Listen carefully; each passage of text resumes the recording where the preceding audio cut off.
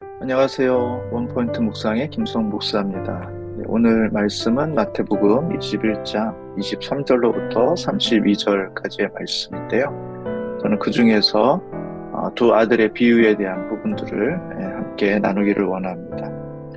비유의 핵심은 이것입니다. 둘 중에 누가 아버지의 뜻대로 행했느냐 하는 것입니다. 아버지가 두 아들에게 포도원에 가서 일을 하거라 이렇게 이야기했을 때 첫째는 알겠습니다. 가겠습니다. 하고는 나중에 안 가고, 둘째는 처음에는 싫습니다. 하고는 나중에 뉘우치고 갔다 하는 것이 이제 비유의 내용입니다. 이 둘 중에 누가 아버지의 뜻대로 행한 것이냐라는 것이죠.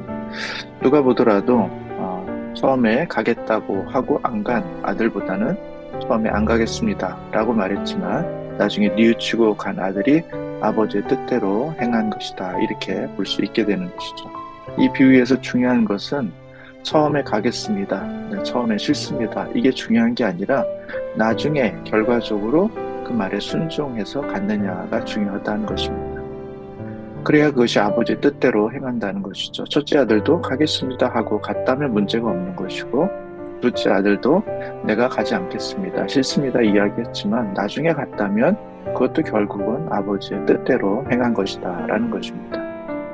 처음에 시작이 무엇이었든지 간에, 그것이 유대인이었든지 아니면 이방인이었든지, 처음이 대제사장이나 바리새인들이나 서기관들이었든지 아니면 세리와 창기와 같은 사람이었든지 그 시작은 다를 수 있지만 마지막에 결국은 하나님께서 보내신 예수 그리스도를 믿고 따르고 의지함으로 하나님의 뜻 가운데 순종하는 사람은 결과적으로 하나님의 뜻대로 행하는 것이다 라는 것이죠. 세리와 창기들은 예수 그리스도를 하나님의 뜻으로 알고 받아들이고 순종하게 되지만 이 대제사장들과 백성의 장로들은 그것을 거부함으로 처음에는 하나님을 따르는 것 같았지만 나중에는 결과적으로는 하나님을 부정하게 되고 부인하는 그런 결과를 낳게 되었다라는 것이죠.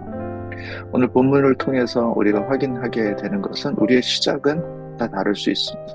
또 어쩌면 우리는 창기나 세일이나 죄인과 같은 모습으로 시작할 수도 있고 우리 인생의 어느 순간은 그와 같을 때도 있을 수 있습니다. 그러나 뉘우치고 다시 주님의 뜻 안으로 또 주님께 순종하고 주님의 백성으로 우리가 따라간다면 우리는 결과적으로 하나님의 뜻대로 살아가게 되는 것이고 그분의 백성으로서 자리를 잡게 되는 것입니다.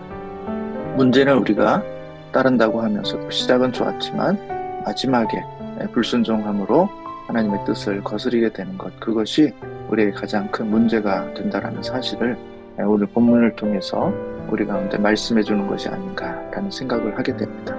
오늘 지금 현재 우리의 모습이 어디에 있든지 여기서 하나님의 뜻을 찾고 그 뜻 가운데 순종하는 방향으로 나아가시는 여러분들이 되시기를, 또 우리가 되기를 주님의 이름으로 축복합니다.